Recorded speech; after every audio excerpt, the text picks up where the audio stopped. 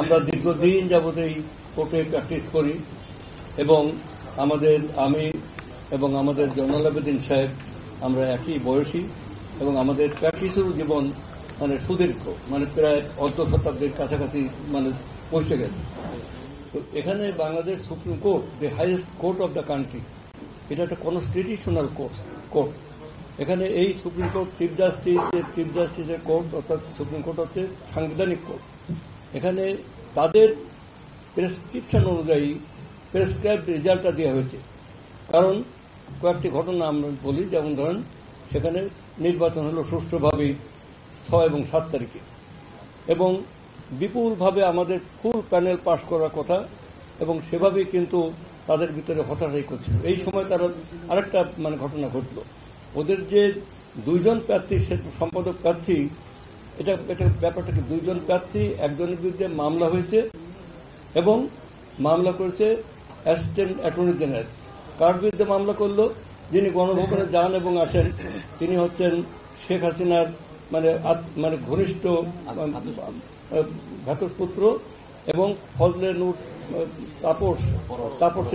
পরশের স্ত্রী। পরশের স্ত্রীর জেনারেল, তার মানে সরকার মামলা করছে। তার মানে যে তালি ঘটনা ঘটছে একই দলের মধ্যে। সেখানে why Kajol is implicated in that case? Kajol, Osman তারা কেন এই মামলায় আসামি হবে? কারণ এখানে কাজল সম্পাদক প্রার্থী, যদি আওয়ামী লীগের 2 জন প্রার্থী থাকে, শাহ মঞ্জুর এবং জুথি, তাহলে তো নির্বাচনে আমাদের প্রার্থী তো আরো বেটার কন্ডিশনে আছে। তার তো সেখানে ওই মারামারির মধ্যে যাওয়ার কথা না, শুধু ফলাফল তেমনি তার পক্ষে আসবে।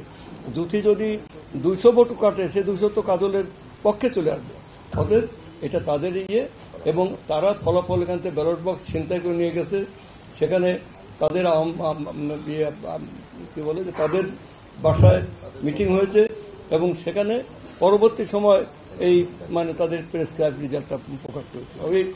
আমরা এই পুরো নির্বাচন পার্টির পক্ষ থেকে আমাদের মানে সিনিয়র যুব মহাসচিব উনি প্রত্যাখ্যান করেছেন।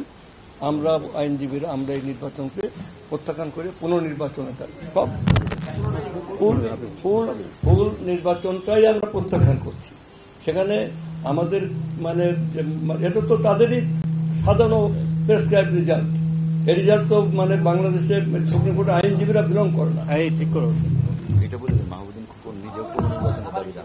এবং মাহবুদ্দিন খোকন, যিনি আমাদের প্রেসিডেন্ট হয়েছেন, তিনি নিজেও পুনর্নির্বাচনের দাবি জানিয়েছেন, তিনি নিজে দাবি করেছেন। হ্যাঁ, আমরা পুরো নির্বাচন তো চাই।